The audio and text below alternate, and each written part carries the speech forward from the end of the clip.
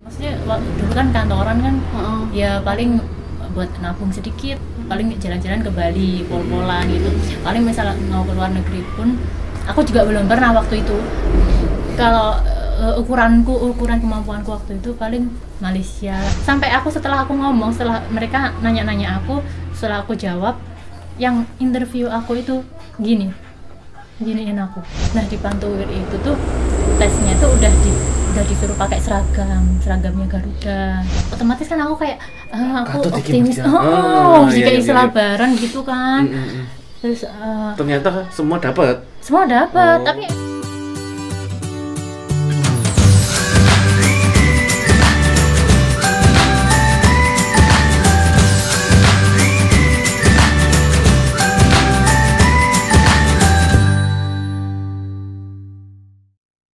Sugeng Rawuh, selamat datang di Jojo C+. Bareng aku Koko di sini dan Erlis. Oke, kali ini kita sedikit berbeda dari yang biasanya.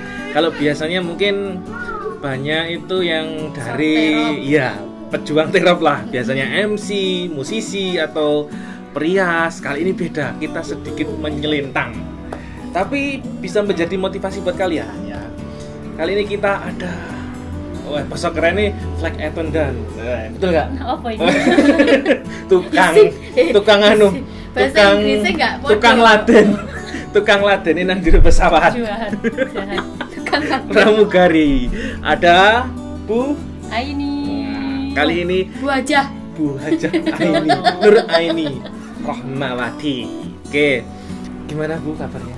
Alhamdulillah sehat lah, walaupun di tengah pandemi saya nggak pasti ini. Ya, dari yang dulunya sampai setelah lulus kuliah, itu kerja di pabrik sepatu, Bos. Katakanlah ya kan, bener ya pabrik sepatu. Betul. Lari ke pramugari piye ceritanya? Dari bawah ke atas ya. Iya. Oh iya bener. Sepatu kan nyensor sampai awang-awang ngono kan, dari bawah ke atas. Piye ceritanya? Gimana ceritanya? Ini awal mula aku inspirasinya dari mana ya? Iya. Jadi inspirasi berarti. Iya, tapi bukan sesama kayak flight attendant gitu, bukan. Jadi dulu itu kenapa yang bikin aku pengen? Awalnya nggak ada gambaran, maksudnya tahu sendiri aku juga nggak terlalu tinggi, maksudnya tinggi pas-pasan, ngepres lah istilahnya. Apa ya? Semeter nggak sampai. Semeter nggak sampai, kudu gini gitu kan. Nah, jadi waktu aku kerja di pabrik sepatu, salah satu brand punya Amerika, dan waktu itu aku developer di situ. Jadi pekerjaan itu kayak berhubungan langsung dengan customer kita yang di headquarter di Amerika, yang base-nya di Amerika. Terus ya udah kok dari situ kan tahu ya, maksudnya oh ini dari negara ini. Ada yang customer aku yang dari Eropa gitu. Jadi apa sih, dulu kan aku kayak apa sih, nggak gaul gitu loh, jadi nggak terlalu banyak tahu gitu. Terus sembari ngono ya wes, kalau aku komunikasi sama yang di Belanda misalnya, kayak yang di Jerman, pokoknya yang di Eropa gitu, terus kayak apa sih gitu, jadi penasaran. Cuma ya wes, aku tidak berangan-angan, kan nggak mungkin aku pergi sejauh itu gitu kan. Kalau dari sini ke sana tuh kayaknya jauh banget, kayak di luar dunia yang lain gitu kan. Terus ya semakin kesini sosial media itu semakin terbuka, jadi kita kayak semakin tahu tempat-tempat gitu loh.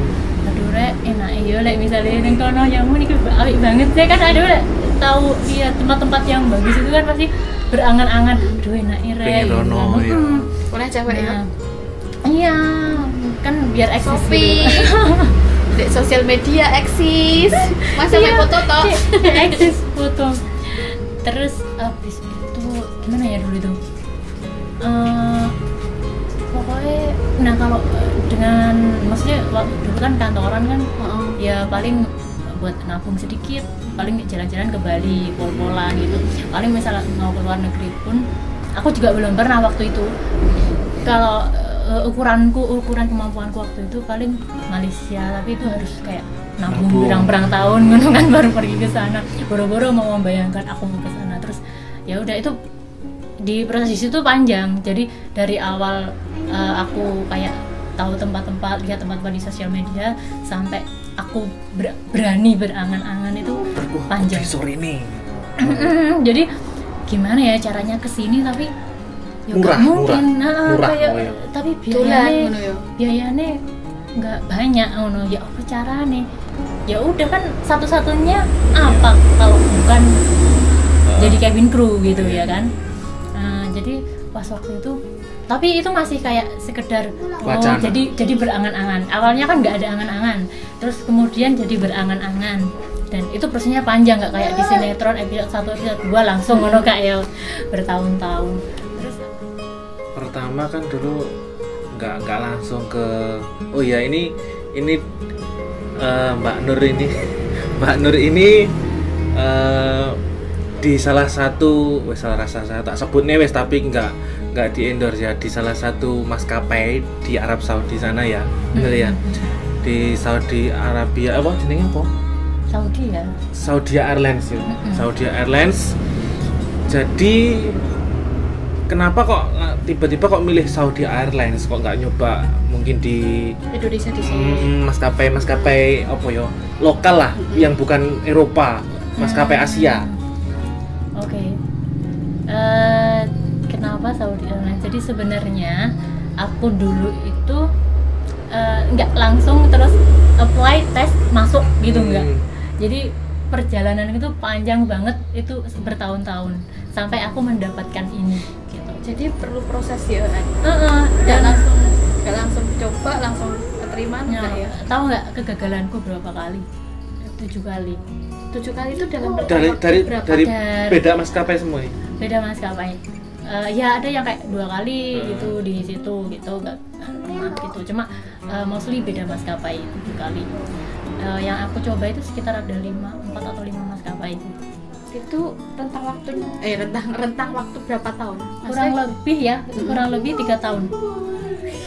Jadi kalau teman-teman kalau emang udah passionnya apa, kalau udah passion itu kejar gitu. Kejar sampai dapat, sampai ada yang bilang nggak bisa, ada yang bilang nggak bisa, tetap jalan.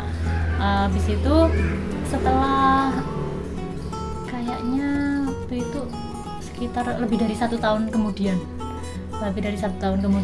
aku melihat lagi lowongan Garuda dan masih belum tahu ada maskapai luar yang aku nggak mencari informasinya. Garuda tetap Garuda berarti sih. Tahun kedua lah, itu tahun berikutnya ya. Tahun berikutnya pokoknya, tapi lebih dari 1 tahun misalnya. Jadi mungkin mau transisi dari umurku 25 ke 26 kali, atau pertengahan 25 gitu dah. Itu ada lagi, jadi Garuda itu buka lowongan yang which is minimal tinggi badan itu 158, kan pas banget ya waktu itu. Terus loh kok turun standar tingginya gitu kan. Akhirnya aku mencoba Grab gitu. Aku nyoba, kok tahapannya pertama kan kita kayak tesnya apa aja mbak? Iya, jadi pertama kita submit data gitu ke websitenya. Oke, pertama. Nah setelah itu, setelah mereka review gitu, setelah dinyatakan oke, ada undangan buat ngikutin walk-in interview yang di Garuda Indonesia Training Center itu.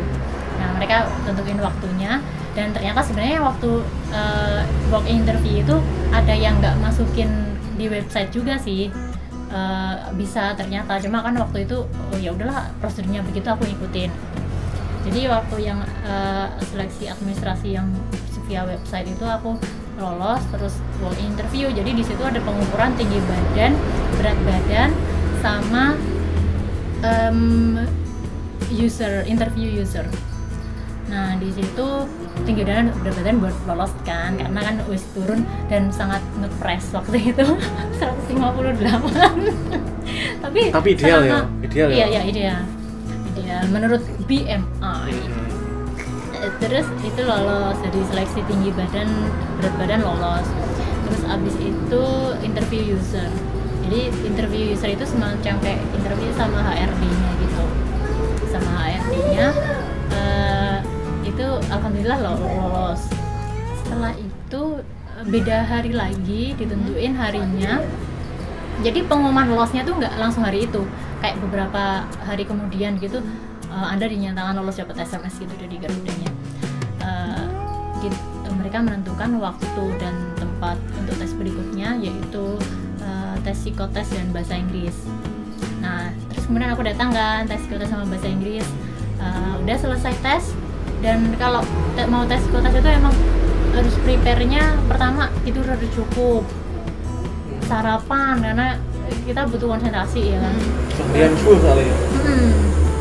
Dan kita benar-benar butuh konsentrasi gitu kan, karena biar kondisi psikis kita sehat. Tapi biasanya emang susah tidur sih kalau besok tes itu angan-angan.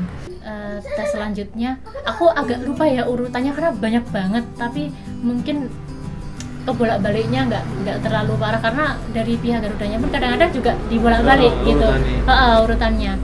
Jadi waktu itu ada namanya background check ya. Background check itu kayak kita harus mengumpulkan data diri semuanya, ijazah dari SD sampai terakhir, terus pokoknya data orang tua dan sebagainya, yang konon katanya sih ya buat ngecek backgroundnya apakah keluarga kita itu ada hubungan dengan teroris saat itu, atau jadi dicek backgroundnya. Dan ternyata background check aku pikir ya cuma ngasih data, ya udah, ternyata ada interviewnya juga di situ gitu. Aku agak lupa sih interviewnya, lebih ke kayak pribadi, hal-hal yang sangat pribadi gitu. Nah, tapi bahasanya bahasa Indonesia, bahasa Indonesia. Untuk itu pokoknya udah selanjutnya jadi yang beratus-ratus orang tadi yang dari awal walk in itu yang lolos di wawancara kompetensi itu ada 40 dari nggak tahu ratus ini kabeh Mbak. Ini sing lanang ora? Kono. Pramugari. Terus waktu itu tes paling terakhir itu pantuhir. Jadi 40 anak itu masuk pantuhir dari dan waktu itu aku emang gimana ya, kalau dibilang nggak siap ya nggak siap, karena padahal itu kan pokoknya dikasih tahu jam 7 itu harus udah ada di kantor yang di bandara itu, di perkantorannya Garuda. Terus aku wis berangkat subuh itu habis subuh itu aku berangkat sih peteng dedek gitu. Nah, aku waktu itu dianterin temen aku tuh sampai, jadi aku janjian sama anak yang udah ngikutin tes sebelumnya sama aku punya temen nih gitu, kenalan di situ. Siapa jenis? Mau ya sekarang ini flight attendant Qatar loh. Nonton ya. Nonton ya. Nanti di share ya. Dari kegagalan di Indonesia malah di luar negeri sukses ya. Next. Oke, aku jadi wis janjian sama teman aku dianterin mamanya kan naik mobil. Subuh itu pada subuh ya kan? Subuh gelap-gelap. Berarti si mau di tadi ya tes pisan. Iya, pantuhir kan bareng aku. Terus padahal aku wis subuh naik mobil kan ke arah bandara, ke perkantorannya itu. Tau nggak, macet subuh. Jadi wis rada isu ngono kan, dari aku berangkat subuh sampai ke situ tuh isu, macetnya itu sudah nggak tertolong lagi. Akhirnya apa, aku mudun terus kan rambutku pendek kan, terus tak blow gitu, di blow gitu kan. Aku jadi subuh gitu ke salon karena aku nggak ngerti blow, nggak ngerti make up ngono. Terus mari ngono aku turun dari mobil naik ojek. Gojek? Kabeh mau naik ojek dulu, belum ada Gojek. Iya. Tapi kalau mau di rumah Mbak? Iya. Numpak ojek kan? Nggak mungkin kekejar kalau misal itu tuh udah sampai 6:30 lewat itu masih di situ. Padahal sebuah budal ya? Iku akhirnya aku naik ojek, abis itu kebayang rambutnya kena angin gitu kan, udah itu bikin mental down loh itu. Mau pantuhir, kebayang nggak sih mau pantuhir guys, habis itu terus harus naik ojek sing rambutnya langsung mohak gitu. Untung nyampe sana itu masih ada waktu buat ya rapi-rapi lah, disisir sisa-sisa rambut yang ada ini. Nah, di pantuhir itu tuh tesnya tuh udah disuruh pakai seragamnya Garuda. Jadi pantuhir itu kita kayak interview di jajaran direksi. Jadi ada 7 atau 8 yang direksi gitu yang interview kita. masuk kayak 10 kalau nggak salah sih waktu itu, dengan pakai seragam lengkap, seragam pramugari Garuda. Dan waktu itu ya itu sih sebenarnya interviewnya tuh ya, yang ditanyakan itu sama kayak waktu interview user yang di awal tadi kan. Habis tinggi berat badan tadi kan interview user, sebenarnya pertanyaannya seputar itu, tapi karena yang tadi kan cuma 1 lawan 1 gitu ya kan yang di interview user ini. Maksudnya kita diinterview sama 7 atau 8 orang, dan itu jajarannya udah dari jajaran direksi gitu. Terus ya udah waktu itu pertama ya mungkin jawaban aku nggak sesuai dengan apa yang mereka harapkan.